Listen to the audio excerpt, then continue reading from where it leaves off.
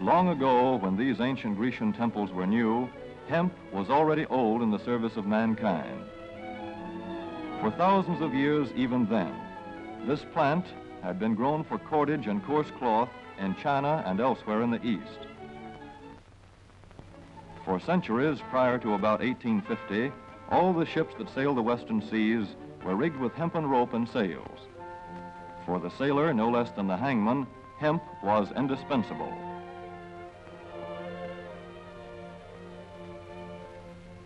A 44-gun frigate, like our cherished old Ironsides, took over 60 tons of hemp for rigging.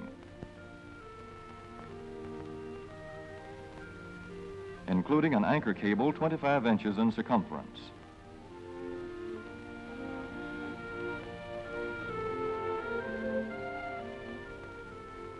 The Conestoga wagons and prairie schooners of pioneer days were covered with hempen canvas. Indeed, the very word canvas comes from the Arabic word for hemp. In those days, hemp was an important crop in Kentucky and Missouri. Then came cheaper imported fibers for cordage, like jute, sisal, and manila hemp, and the culture of hemp in America declined. But now, with Philippine and East Indian sources of hemp in the hands of the Japanese, and shipment of jute from India curtailed, American hemp must meet the needs of our Army and Navy as well as of our industries. In 1942, patriotic farmers at the government's request planted 36,000 acres of seed hemp, an increase of several thousand%. The goal for 1943 is 50,000 acres of seed hemp. In Kentucky, much of the seed hemp acreage is on river bottom land such as this, along the Kentucky River Gorge.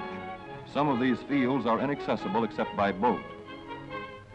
Thus, plans are afoot for a great expansion of the hemp industry as a part of the war program. This film is designed to tell farmers how to handle this ancient crop, now little known outside Kentucky and Wisconsin. This is hemp seed. Be careful how you use it. For to grow hemp legally, you must have a federal registration and tax stamp. This is provided for in your contract. Ask your AAA committeeman or your county agent about it. Don't forget, hemp demands a rich, well-drained soil such as is found here in the bluegrass region of Kentucky or in central Wisconsin.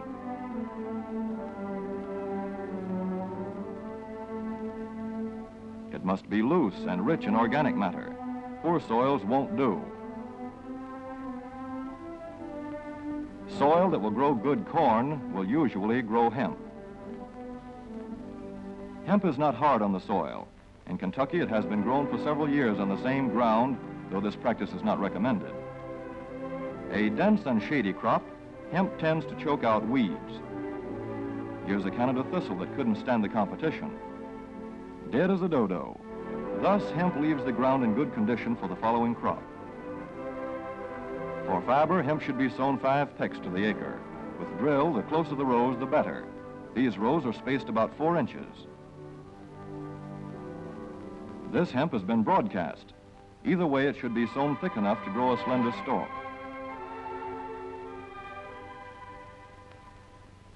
Here's an ideal stand. The right height to be harvested easily, thick enough to grow slender stalks that are easy to cut and process.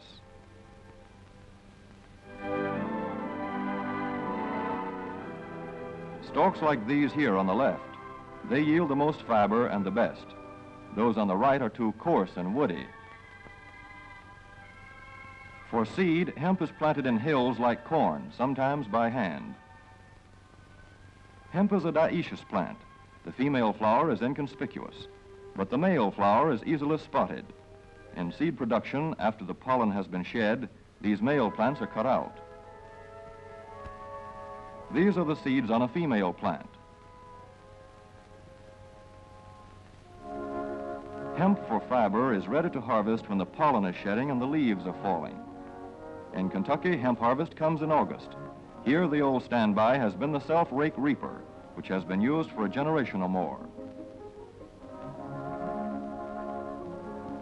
Hemp grows so luxuriantly in Kentucky that harvesting is sometimes difficult, which may account for the popularity of the self-rake with its lateral stroke.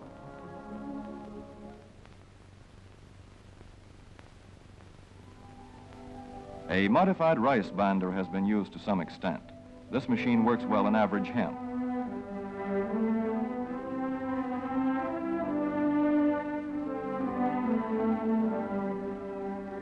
Recently, the improved hemp harvester, used for many years in Wisconsin, has been introduced in Kentucky. This machine spreads the hemp in a continuous swath. It is a far cry from this fast and efficient modern harvester to the Armstrong model of yore. But here's one kind of harvester, at least, that doesn't stall in the heaviest hemp. In Kentucky, hand cutting is practiced in opening fields for the machines.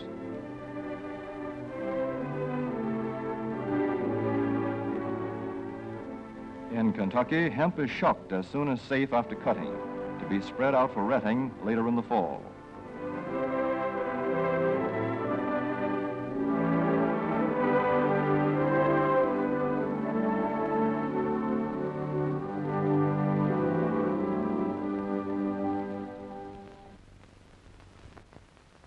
In Wisconsin, hemp is harvested in September. Here, the hemp harvester with automatic spreader is standard equipment. Note how smoothly the rotating apron lays the swath preparatory to retting. Here it is a common and essential practice to leave headlands around hemp fields.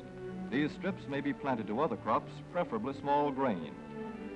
Thus, the harvester has room to make its first round without preparatory hand cutting. Here the machine is running over corn stubble. When the cutter bar is much shorter than the hemp is tall, overlapping occurs. Not so good for retting. The standard cut is 8 to 9 feet. The length of time hemp is left on the ground to ret depends on the weather. The swaths must be turned to get a uniform ret.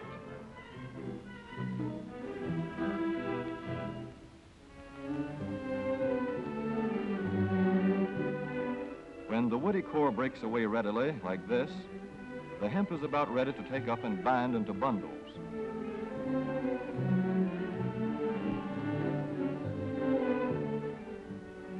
Well-retted hemp is light to dark gray. The fiber tends to pull away from the stalk.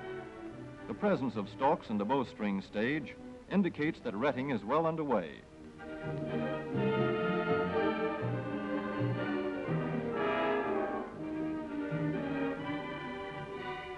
When hemp is short or tangled, or when the ground is too wet for machines, it is bound by hand. A wooden buck is used. Twine will do for tying, but the hemp itself makes a good band.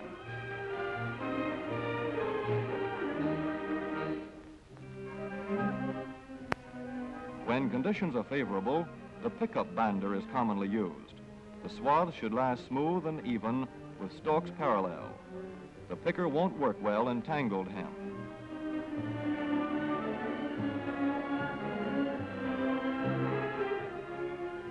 After binding, hemp is shucked as soon as possible to stop further retting. In 1942, 14,000 acres of fiber hemp were harvested in the United States.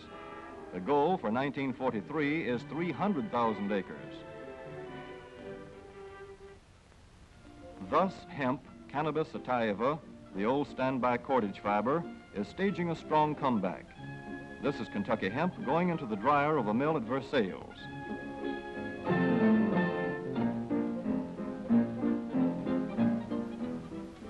In the old days, breaking was done by hand, one of the hardest jobs known to man.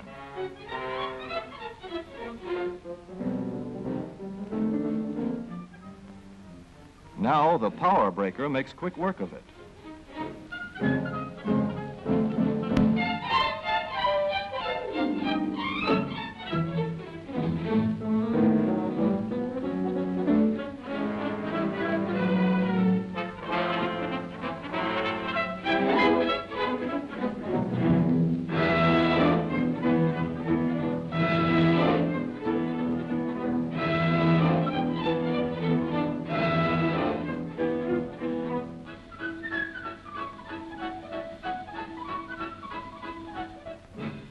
Spinning American hemp into rope yarn or twine in the old Kentucky River Mill at Frankfort, Kentucky.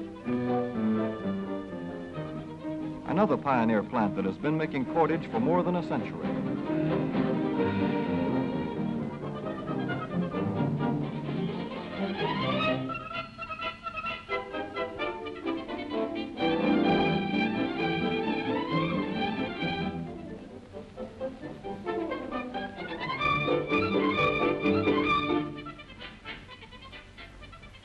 All such plants will presently be turning out products spun from American-grown hemp.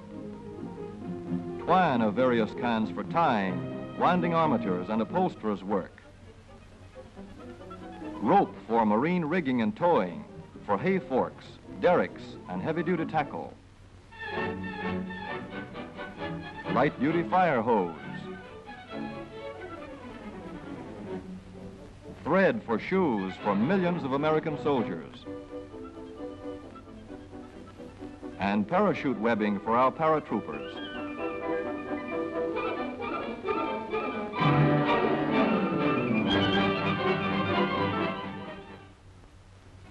As for the United States Navy, every battleship requires 34,000 feet of rope, and other craft accordingly. So here in the Boston Navy Yard, where cables for frigates were made long ago, crews are now working night and day making cordage for the fleet. In the old days, rope yarn was spun by hand.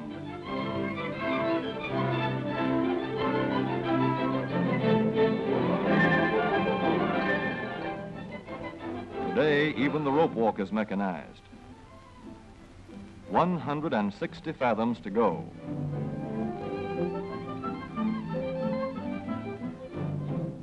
The rope yarn feeds through holes in an iron plate.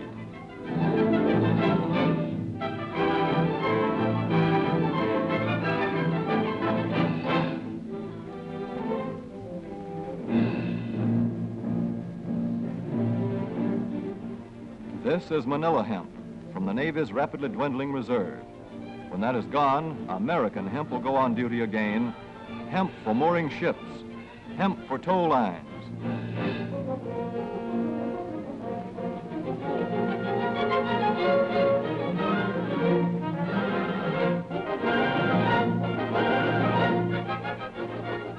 Hemp for tackle and gear.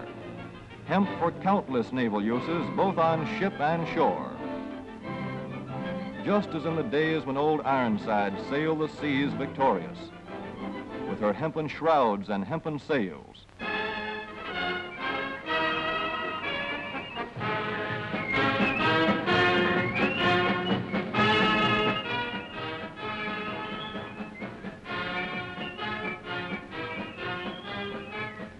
Hemp for victory.